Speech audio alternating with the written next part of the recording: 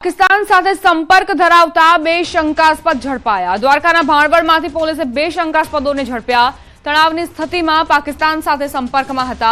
પોલીસની તપાસમાં ખુલાસો થયો છે કે તણાવની સ્થિતિ સમયે બંને ગદ્દારોના મોબાઈલમાંથી પાકિસ્તાનના ઘણા લોકો સાથે સોશિયલ મીડિયામાં સંપર્ક હોવાના પુરાવા મળ્યા, જે બાદ પોલીસે ભાણવડના નૂર મોહમ્મદ ઉમર હિંગોરા અને ભેનકવાદના હુસૈન સુમાર હિંગોરાની ધરપકડ કરી છે।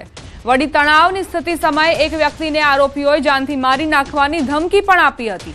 વિડીયો જોતા વ્યક્તિને પાકિસ્તાન વિરુદ્ધ કોઈ પણ જાતનું ઉચ્ચારણ નહીં કરવા અને પાકિસ્તાન વિરુદ્ધના કોઈ પણ વિડીયો ન જોવા ધમકી આપી હતી।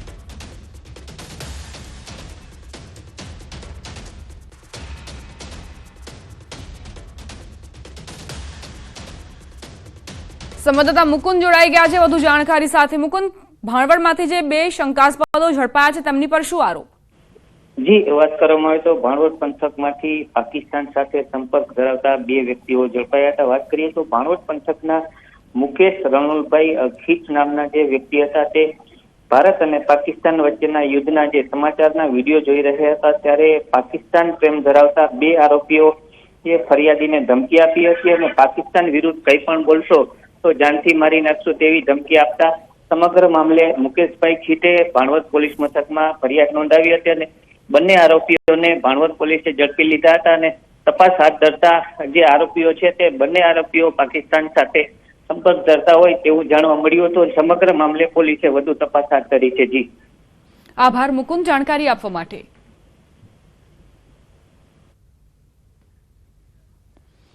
આતંકવાદ વિરુદ્ધના ભારતના ઓપરેશન સિંદૂર બાદ દેશભરમાં તિરંગા યાત્રા યોજાઈ રહી છે। ગાંધીનગરમાં પણ તિરંગા યાત્રા યોજાઈ, જેમાં ગૃહ રાજ્યમંત્રી હર્ષ સંઘવીએ કહ્યું કે ભારતીય એર ડિફેન્સ સિસ્ટમે પાકિસ્તાનના ડ્રોનને દિવાળીના ફટાકડાની જેમ ઉડાવી દીધા।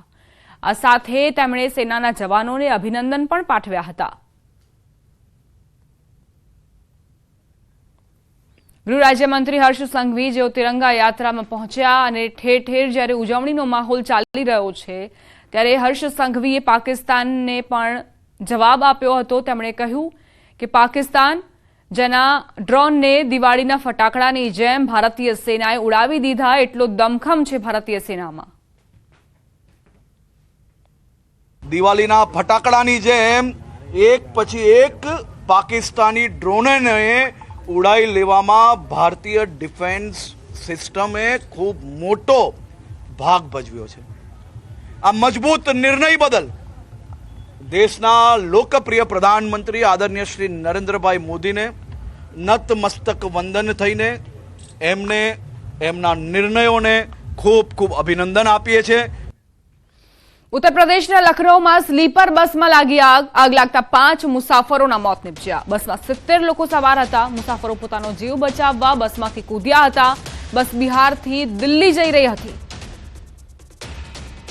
તો લખનૌથી આ દ્રશ્ય સામે આવ્યા છે, જ્યાં 70 લોકો સવાર હતા અને કઈ રીતે બસમાં આગ લાગી, એકાએક જ મુસાફરોના જીવ એ તાળવે ચોંટી ગયા। તાત્કાલિક જ મુસાફરોએ જીવ બચાવવા માટે બસમાંથી બહાર નીકળવાના પ્રયત્નો કર્યા। 5 મુસાફરો જો કે મોતને ભેટ્યા છે।